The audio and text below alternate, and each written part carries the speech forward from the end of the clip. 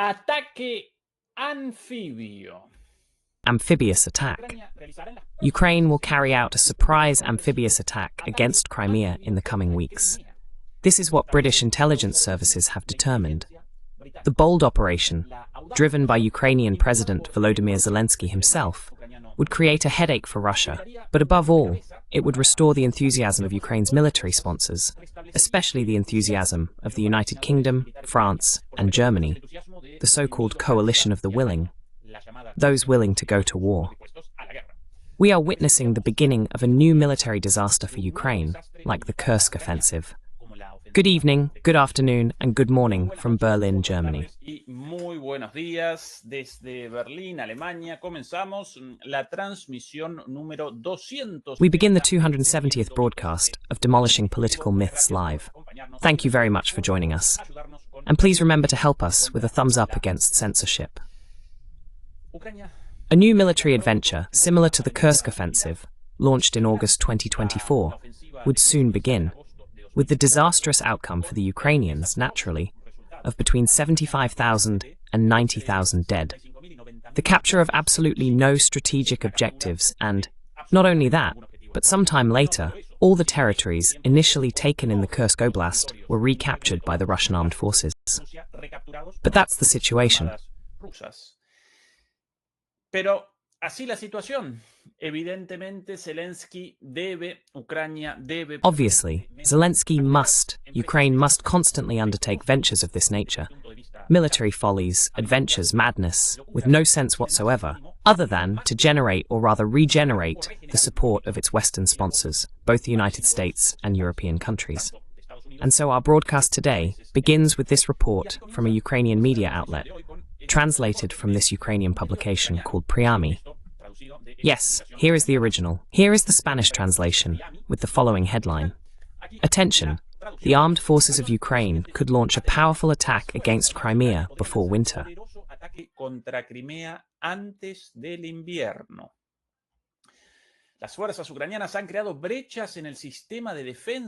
Ukrainian forces have created gaps in the Russian air defense system on the peninsula and could take advantage of these vulnerabilities to launch a large-scale attack against Crimea, particularly via the Kerch Bridge. Remember that during the now famous spring-summer counteroffensive, as Fernando Moragon described it at the time, in 2023, the objective indeed appeared to be the Sea of Azov and Crimea. Soon, we would be able to vacation and splash around in the Sea of Azov, from Crimea, on the beautiful beaches of Crimea, just a few weeks after launching this offensive. That's how Western military analysts boasted.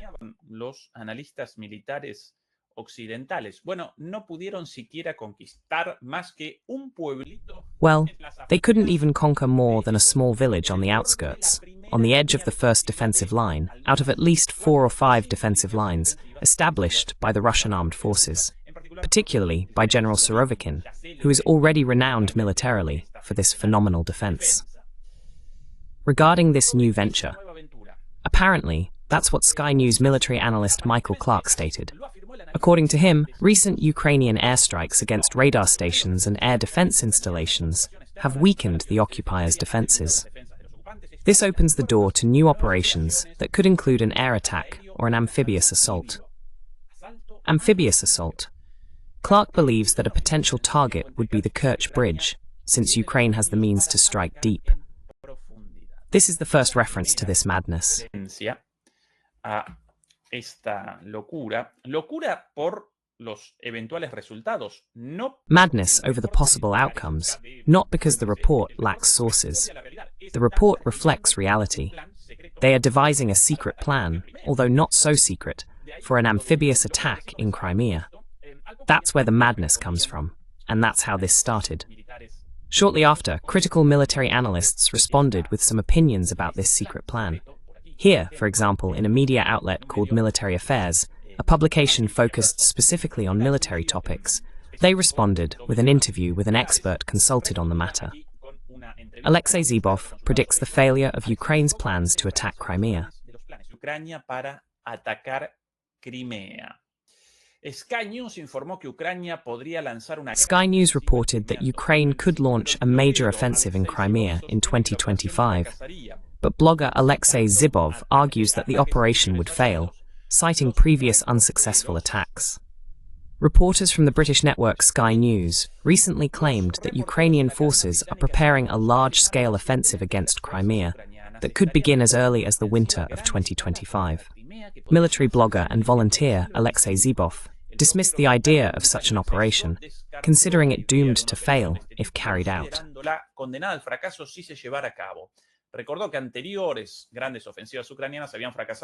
He recalled that previous major Ukrainian offensives had failed, and argued that a new attempt would likely fail, even during the preparation phase, unless it was planned entirely outside of Ukraine. At the same time, he did not rule out the possibility that Kiev might attempt to carry out a series of sabotage operations in Crimea. Now, both in this article, critical of these plans, critical of this madness, here in Military Affairs, and in the previously mentioned Ukrainian publication. This one here from this outlet, once again called Priami in Ukrainian from the Armed Forces of Ukraine, both reference the analyst Michael Clark on Sky News. Analista Michael Clark en Sky News. Ambas referencian, para sorpresa de pocos, both reference, to the surprise of few, a British media outlet. And we, as usual, did the work of going through the versions and counter-versions all the way to the very source, the very origin of this information, of this plan. Therefore, we turn to the original publication on Sky News, possibly the most popular television channel in the United Kingdom, if not the most popular, certainly one of the most popular. And here, Demolishes, is the original publication of this version, of this leak, this publication. This is the original in English.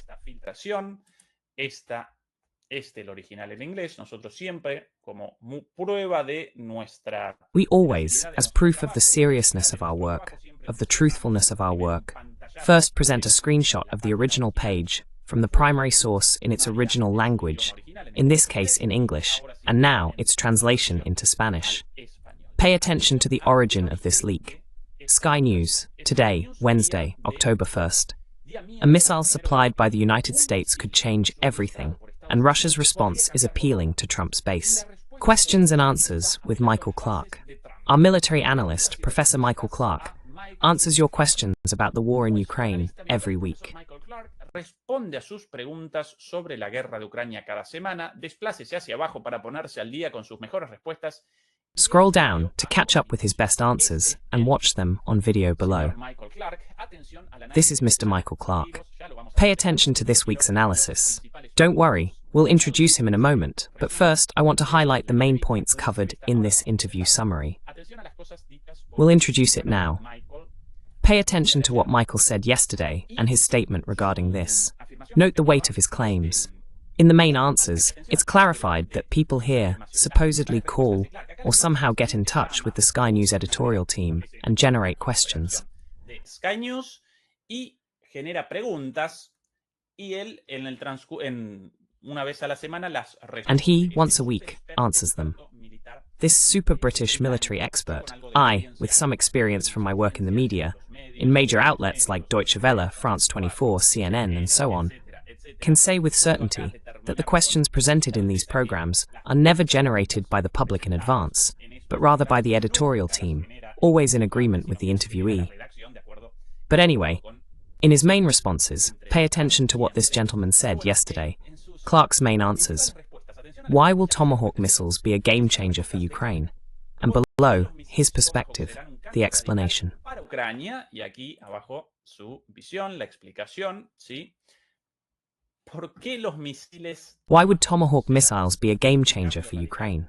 The delivery of Tomahawk missiles has not yet been approved, and they would not bring about any absolute strategic or structural change in the war. But he already starts with this nonsense. Obviously, nonsense in favor of the pro-Ukrainian, pro-NATO, Atlanticist position. How is Russia playing MAGA in response to that threat? This idea of playing MAGA means that Russia, faced with its supposedly difficult military situation, according to this analyst, is developing a political and propaganda strategy to convince Trump's electoral base. That's why they call it playing MAGA. Russian interference in US political affairs. Another absurdity. On the battlefield, the major Russian offensive has lost momentum. En el campo de batalla, la gran ofensiva rusa ha perdido fuerza. Tome nota del ataque diurno de ayer de Ucrania y Take note of yesterday's daytime attack by Ukraine. And here's the most interesting part. Could Ukraine launch a surprise attack before winter? Don't rule it out. Well, that's the summary of what this gentleman said. But pay attention, because always, before taking up a version, before starting the analysis of any point of view, whether from an individual, a research center, a think tank, a foundation, or a report, we must always determine the source, because usually, from that alone, we can determine practically everything. We can establish the bias, establish what comes before we start reading, or in this case, watching this gentleman's analysis, we can already establish the origin of his ideas and the direction of his ideas. El origen de sus ideas y la dirección de sus ideas. Aquí, por ejemplo, la página de este profesor. Here, for example, is the page of this British professor, a military expert on the Sky News channel itself. Here, Sky News. Michael Clark, this gentleman here, military analyst. And here's the description. Michael Clark is a visiting professor at King's College London and at the University of Exeter. He was the founding director of the Centre for Defence Studies and later of the International Policy Institute, both at King's College London, before becoming the Director General of the Royal United Services Institute. Yes, Royal Services, basically British. He has been a specialised advisor to several British parliamentary committees, obviously, continuously since 1997, and is a member of the Joint Committee on the National Security Strategy of the British Parliament. Conjunto sobre la estrategia de seguridad nacional del Parlamento británico. Anteriormente fue miembro del Consejo Asesor del Jefe de Estado. He was previously a member of the Advisory Council of the Chief of the Defence Staff and of the Prime Minister's National Security Forum. Someone with direct access to the British Parliament, the British government, and also the Prime Minister. Pay attention here, because this completely unmasks him. It completely reveals the true heart of this gentleman. He is a distinguished member of RUSI. We've already introduced RUSI here, and now we'll introduce it again. RUSI. Yes, RUSI, and a member of KCL, Aberystwyth University, and the Royal College of Defence Studies.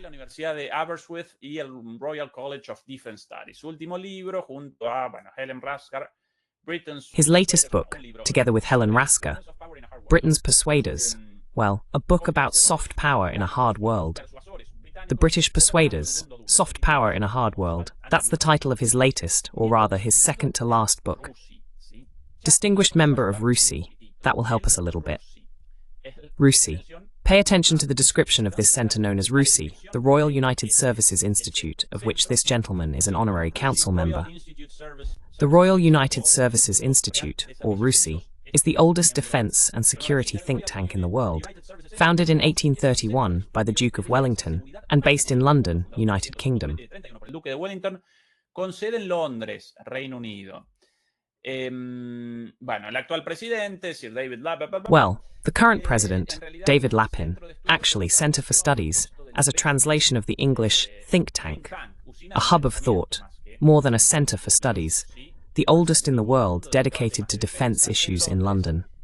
And a little further down, this is always the most important and interesting part here. Governance, often mistranslated as gobernancia. Pay attention to the funders of this institute, and therefore of this gentleman. RUSI gets its funding from individual and corporate members, as well as from income from publications and research contracts. Among its main contributors is the United States Department of State. El Departamento de Estado de los Estados Unidos. Número 1. Departamento de Estado de los Estados Unidos. Number 1, the United States Department of State. Number 2, the United Kingdom's Foreign Office. Number 3, these are this gentleman's friends. Finally, the European Commission, good old Ursula, and of course the military-industrial complex. In this case, BAE Systems, a British multinational arms company, the most important in Europe and one of the top 5 in the world. So, who does this gentleman answer to then? Basically, to the United States Department of State, the British Foreign Office, and the military-industrial sector, the military-industrial complex. El complejo militar-industrial. Bueno, de ahí, lógicamente, el sesgo de sus palabras. Well, from there, logically, the bias in his words. But now let's present the things said specifically about this gentleman regarding the real possibility of a Ukrainian amphibious attack in the coming weeks or months. In Crimea, no less. Here it is, with subtitles, if luck is on my side. Over here. Remember, he is answering questions. So here is the first question. On the right, the expert, a professor at King's College and funded by BAE Systems and the US Department of Defense, Michael Clark. On the left, a reporter in charge of the program. Questions here from Michael. What military action do we expect before? Yes. What kind of action do we expect before winter arrives? And then it will get cold, so it will get wet and muddy, and then it'll get cold, and we don't know how cold it will be, and that will be the case. It's hitting really hard now in Ukraine, isn't it? Where are we? Early October. October. Yes. By the end of the month, it will start to rain, and then it will get cold. So it will be cold and wet, and then it will get even colder, and we don't know how cold it will be. And that's how it will be until the end of February or March. I think something is happening. I think the Ukrainians... This is where it starts. This is where it begins. This plan, with this gentleman's confession, obviously reaches the British Secret Services and the British Parliament, with this clear confession here. I believe some things will happen from now on, with the beginning of winter. I think that the Ukrainians, they would like to give surprises. They would like to bring some surprises, military surprises. They know that has an effect not just on the Russians on the front. Since that not only has an impact on Russian lines, but above all, on Western perceptions. Impacto, sino por sobre todas las cosas en las percepciones occidentales. Acá la confesión de que acometen. Here is the confession that they carry out military operations less for military objectives or the possibility of striking a blow, of dealing a blow against Russia in military or war terms, and more for Western perceptions, basically for the support of, in this case, the United Kingdom, the main and most belligerent country supporting Ukraine, and, above all, Zelensky himself. A little more, right? Surprises. Surprises for the Russians, and above all for Western perceptions. According to Mr. Michael Clark. They've attacked, in the last few weeks, a number of radar stations and air defense facilities, particularly in Crimea. And again, as we've said before, you get a certain amount. You get satisfaction if you destroy radars, but it only makes sense if you then take advantage of the gap you've created. Aprovechas esa brecha que has creado, ¿sí? And now pay attention. Curtain of air defense, then you want to put something into an air defense screen.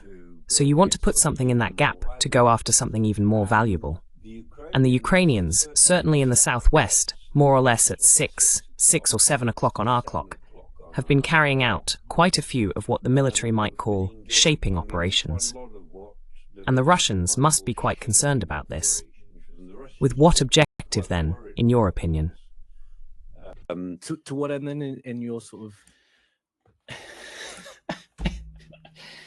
When someone wants to show off their military knowledge, they start with things like, yes, at 7:30, 6:30, instead of saying in the south, in the north, to the left, to the right. Well, this clown, with this stupidity, he said.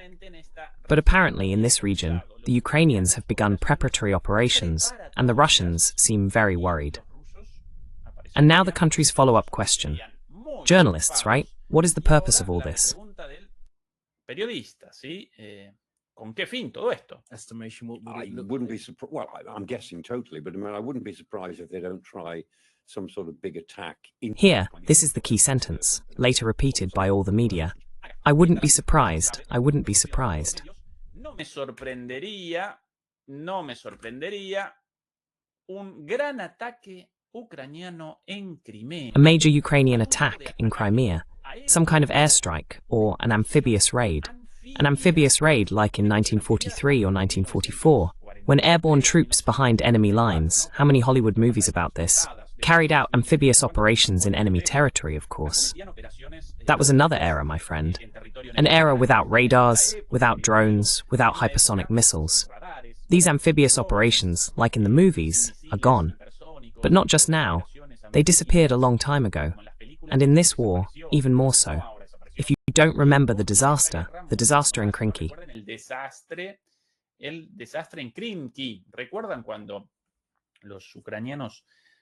Do you remember when the Ukrainians, on the other side of the Dnipro, they tried to create some sort of a bridgehead in a village, in a hamlet called Krinky, and for that they sent hundreds, maybe thousands of soldiers, massacred on their way to that place, crossing the Dnipro by boat, destroyed by drones one after another.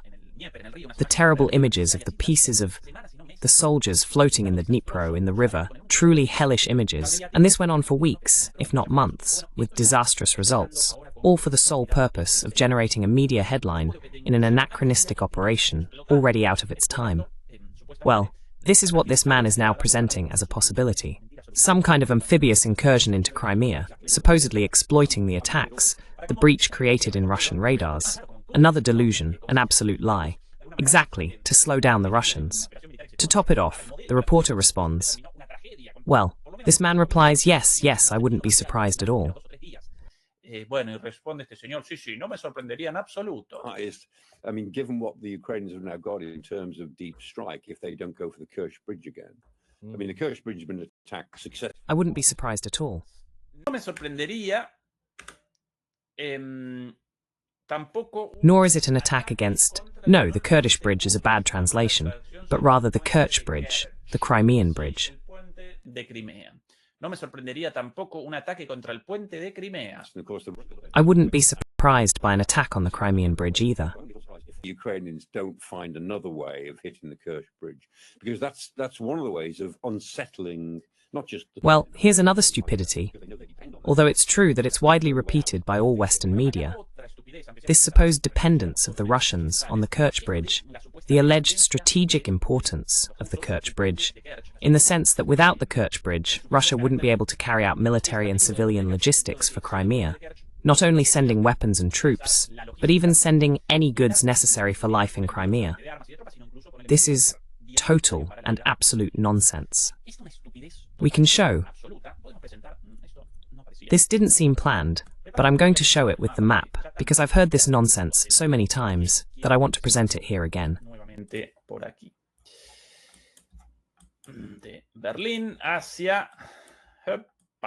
From Berlin towards Kerch, a little closer. Well, here's Crimea. Yes, this is Crimea. Here, this was taken by the Russians in 2014.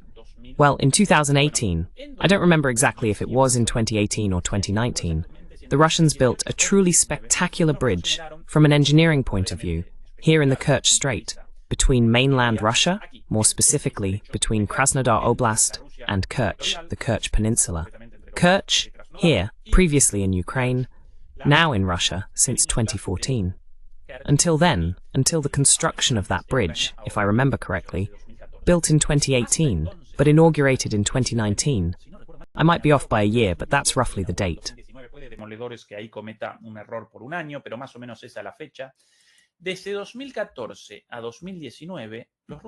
From 2014 to 2019, the Russians lacked this territorial access. And despite that, through an air bridge and a sea bridge, for at least 4 years, if not 5, they managed without the slightest inconvenience. And I am showing everything on the map, even though the map isn't visible. I'll show it once again. Sorry, I was just looking at the map. but it wasn't showing here, so I'll present it once more. Here is Crimea, this peninsula, formerly belonging to Ukraine, annexed by Russia in 2014, and here is mainland Russia.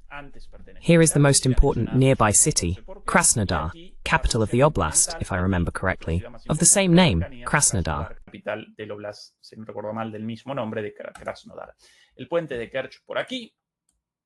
The Kerch Bridge is here, and this is the territorial access now, or at least since 2018. Additionally, logically, since 2022, Russia created a land corridor here by conquering all of this as well. So now the Russians can not only provide access, not only have land access, truck access and train access via the Kerch Bridge, but they can also logically have access through this northern land corridor.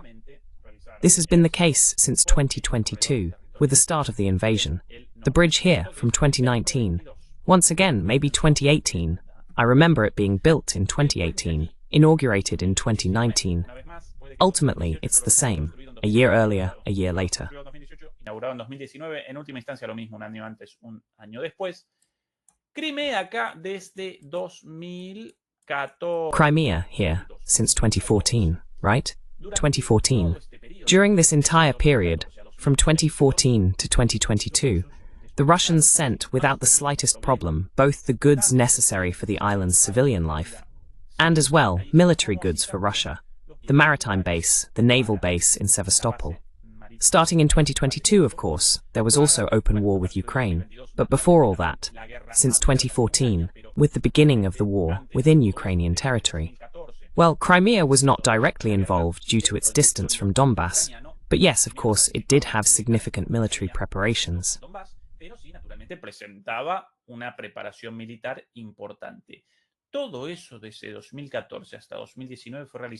All of that, from 2014 to 2019, was done without the bridge. From 2022 onward, in addition, the Russians created the upper corridor, so even the destruction, highly unlikely, of the Kerch Bridge would in no way mean the end of contact, the end of Russia-Asia-Crimea logistics. Not at all, and under no circumstances. It's a complete nonsense that they keep repeating here. The bridge, this spectacular bridge, using this intermediate island. The island, I think it's called Tuzla, a small islet in the middle, used as a sort of intermediate base. And here the Russians built a truly spectacular bridge on both sides. Attacked twice, damaged twice, repaired twice.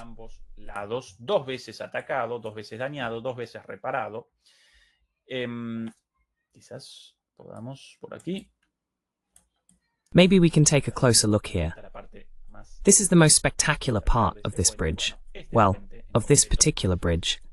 It has been damaged twice. Here is the most spectacular part, with the drawbridge in this area, right when a ship passes through.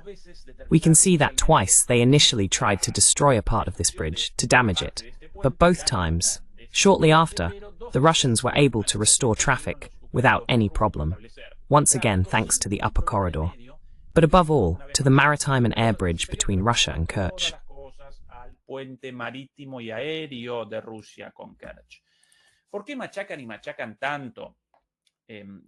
Why do Western media and so-called Western military experts like this gentleman keep harping on about Kerch so much? Basically, because for them, the Kerch Bridge has become an obsession tied to the prestige of this bridge. A spectacular infrastructure project built by Russia, which is so hated by these Western military analysts. In some way, it also serves as a kind of message to the Russian population within Ukraine, or if you prefer, to ethnically Russian Ukrainians and even to Russian-speaking Ukrainians, not all of whom are ethnically Russian. Why?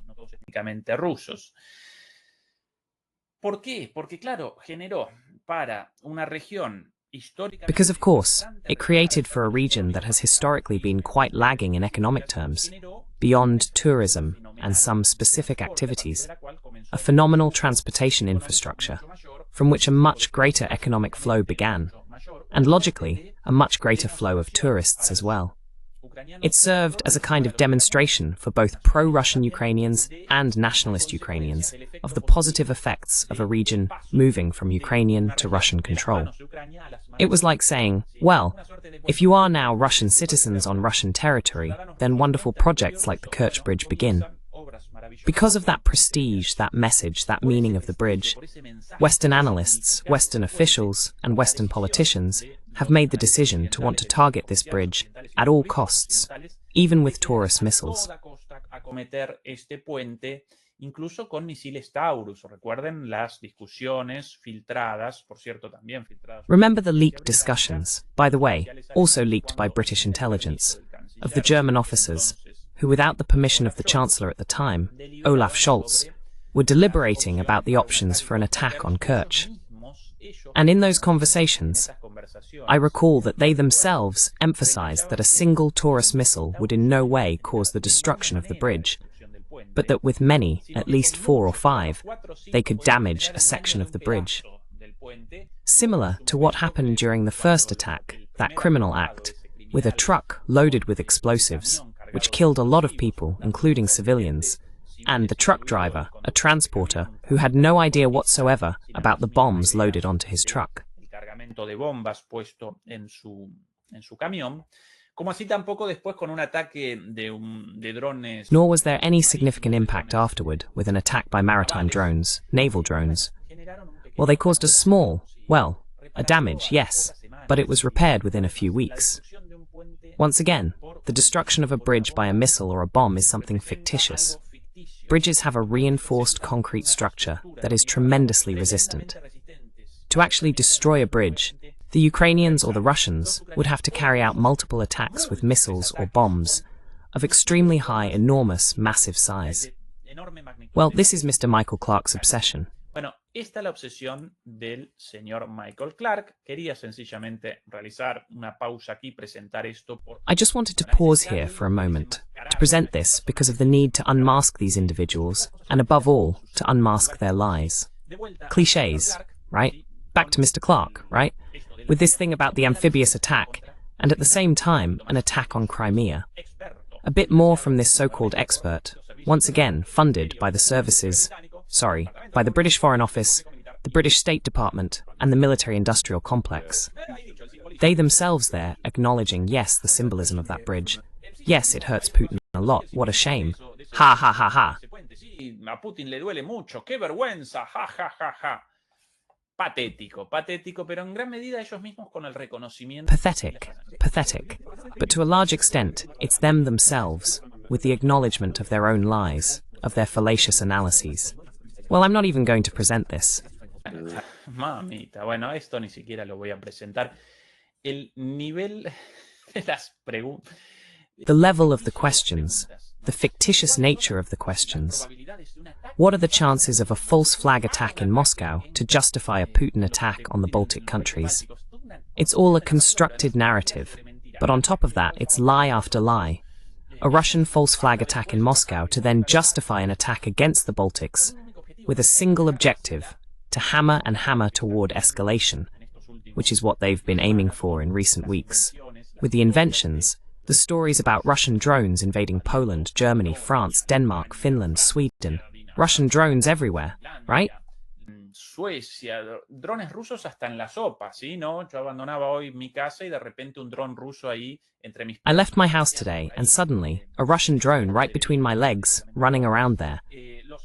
That's the level of delirium, right? Obviously, I'm saying this as a joke. Russian planes, Russian fighter jets entering the airspace. Let's shoot them down right now. Well, that's how the narrative is being built, in the sense of war. And right now, Europe seems to be heading at full speed toward a war. All right, let's wrap up this topic here. This madness, possibly attempted soon, possibly carried out soon by the Ukrainians, some crazy act against the Kerch Bridge, or maybe an amphibious attack.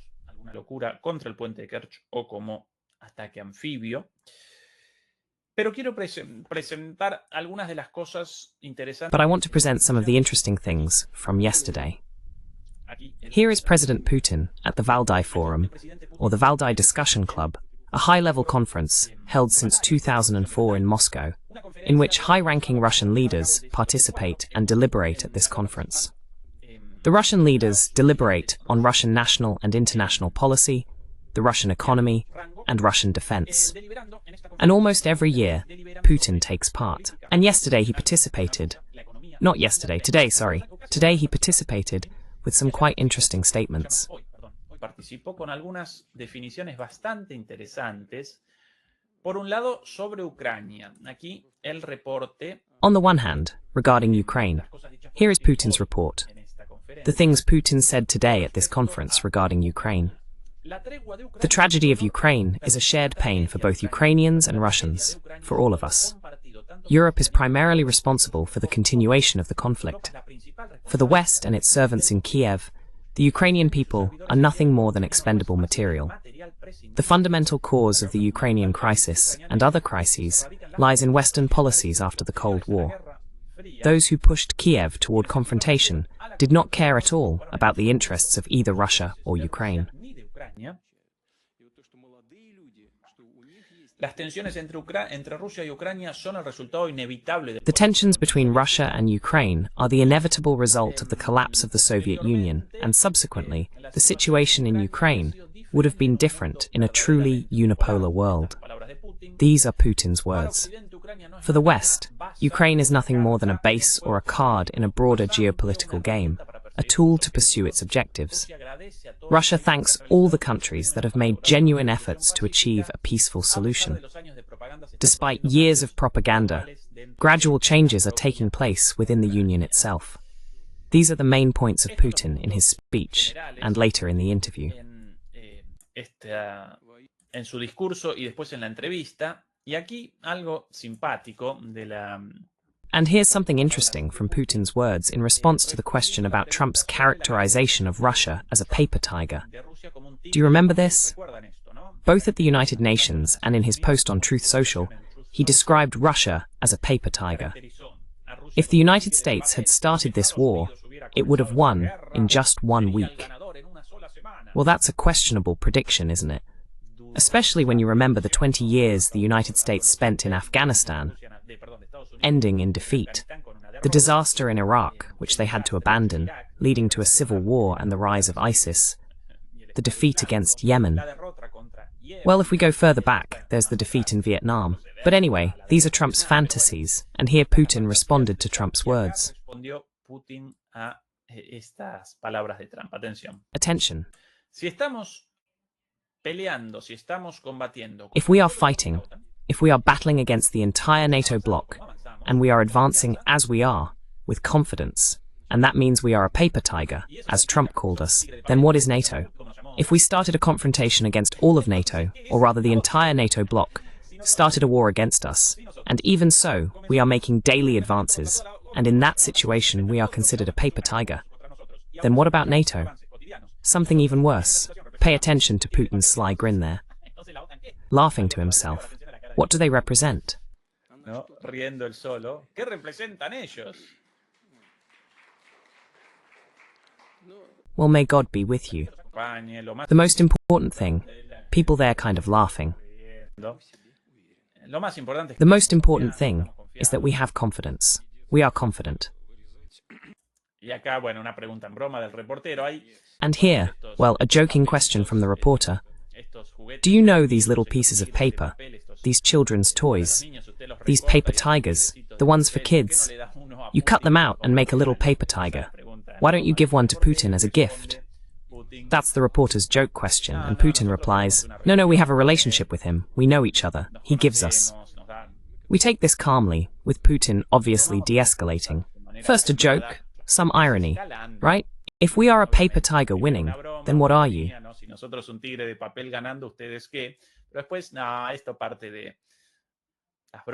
But later, no, this is part of the jokes, right? I don't know in what context Trump said this. It was very possibly with irony. Well, funny what Putin said at the Valdai Forum, or Valdai Discussion Club. Finally, I wanted to present something additional about the situation in Ukraine, about daily life, day-to-day in Kyiv. Pay attention to this. These images released today of this group in Ukraine. This is the so-called language police, or Ukrainian language police.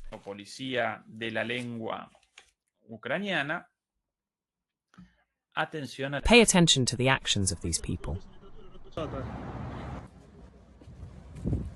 These activists, also called language activists, at the popular Epechenia book market in Kiev, are on the hunt. Attention, this is a book market. Used books, bookstores, shops with used books so common in all our countries, so beautiful, with so many treasures. They're here. These people dressed up like those who do disinfection or pest control, wearing black waterproof suits. Pest controllers, that's what they call these people. Fighting plagues, with these backpacks, these tanks on their backs, precisely imitating pest control, fighting plagues, fumigating against a plague. But of course, not a plague of insects, not a plague of rodents, but evidently the plague of the Russian language and Russian literature. El idioma ruso y de la literatura rusa. Por eso detrás estas calcomanías con... That's why behind them are these stickers with RU, the banned Russian language, with a pig and the Russian flag also crossed out. And they go around the market terrorizing the readers, the owners of these stores, these bookstalls, and symbolically carry out the closure. Yes, violently. Here, poor thing, they go after a poor lady there. On top of that, they're kind of clueless, because the market, at first glance, usually has very few stalls open. So, they must have carried out this political action, this closure, on a day, well, after most of these stalls had already closed. But anyway, they go around, and here, with their megaphones, they carry out these symbolic closures of bookstores with Russian literature, the language spoken by half of Ukrainians, and a language with, well, phenomenal literature. Right, the great Russian writers, well. Grandes escritores rusos, Tolstoy y mil más, ¿no? Tolstoy and 1,000 more, right? Esto recuerda mucho. Yo ahora... This is very reminiscent. Very reminiscent. I lack images right now.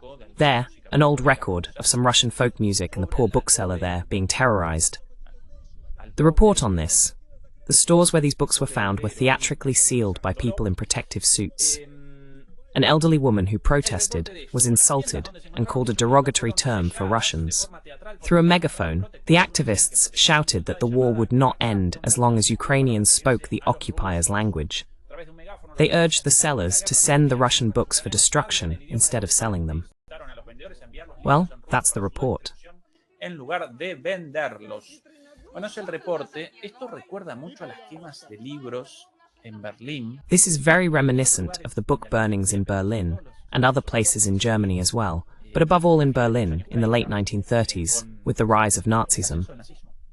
Nothing is more barbaric, nothing is more demonstrative of Nazism, authoritarianism, fascism, than this.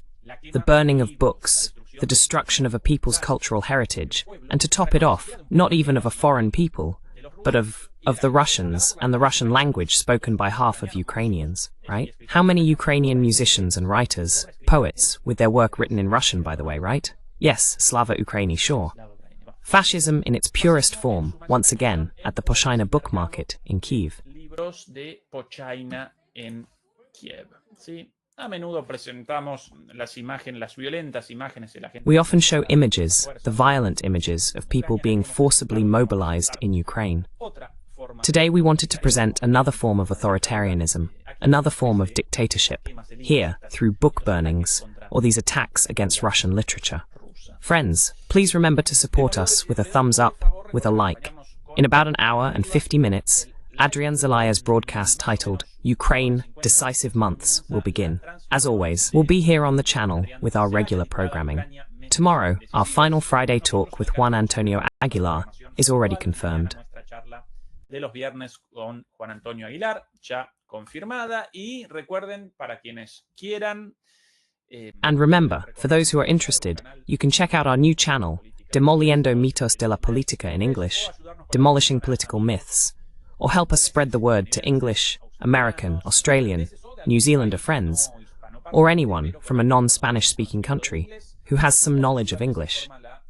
That way, you help us share our critical analyses, our critical perspective, our humanist perspective, in pursuit of peace, in pursuit of a better world, a world that is a little less unequal among people who do not know our mother tongue, Spanish. In 1 hour, once again, Adrian Zelaya. Don't miss it. And for today, we leave you here until tomorrow with Juan Antonio Aguilar. We love you very much, a heartfelt hug, and see you tomorrow. Bye. un abrazo de corazón y hasta mañana. Chao.